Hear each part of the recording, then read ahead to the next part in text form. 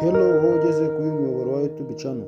Ndagushimira kuba wemeye kureba ino video kandi ndagusezeranya ko urayirangiza hari ikigusigiye. Iyi video muze rero cyane iragaruka ku bantu bafite telefoni zigenda gake kuko bishoboka. Ese fone yawe iragenda gahoro bikakubabaza? Reka nkwereke ibintu byoroshye wakora kugira ngo telefoni yawe yihute kandi igende vuba cyane. Ikintu cya mbere ugiye gukora, muri application rero nazo ziri mu bintu bishobora gutuma fone yawe igenda gake kandi mwibanga mu buryo utazi. Tugiye gukora ikintu bita gusiba caches uraje ubibone. Gusiba caches rero ukuntu bikora, urugero reka mfate nk'iyi application, ni urugero nk'iyi mfate iyi WhatsApp uragenda ukayikandaho gutya nk'ugiye ukayikandaho cyane, uragenda ukayikandaho cyane nka gutya, ugahita ukanda ahantu handitse gutya hari agakantu k'akadomo kameze nka i, ugahita ugakandaho.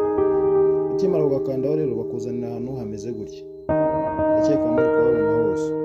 Noneho ukinjira muri storage y'iyi application, ukinjiramo ni iyi ngiyi, ugakanda hano kuri storage.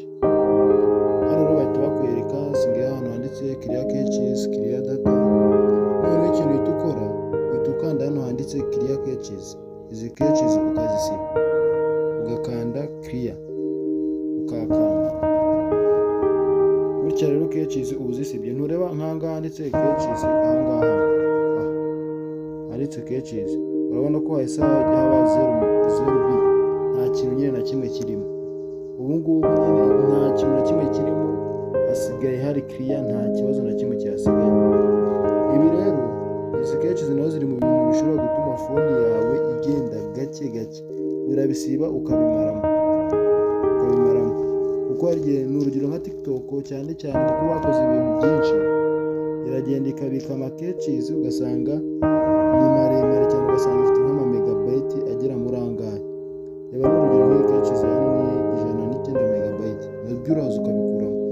Kugira n'urugero nk'iyi application igenda gake noneho ikore yihuta birenze uko yakoraga. Kora kino kintu kizagufasha. Ikindi kintu rero nakubwira, kugabanya application muri phone. Ikintu bita kugabanya application muri phone, n'urugero nko ku bantu mukoresha ziriya phone za Airtel rero ukuntu zikoze, hari igihe uba ufite phone ukayibika bwacya mu gitondo ugasanga hajemo application, ibyo sinzi niba mujya mubibona, ugasanga phone hijanyemo application udakeneye utajya unakoresha. Ziriya application udakeneye ibyo uzisiba kuko nazo ziri mu mpamvu ituma phone yawe igenda gake bishoboka. Ziriya application ujya uzikuramo, nazo ziri mu bibangamira phone yawe. Uragenda ukazikuramo ukayikandaho cyane gutya, abantu batabizi, ugakanda ahantu handitse gutya uninstall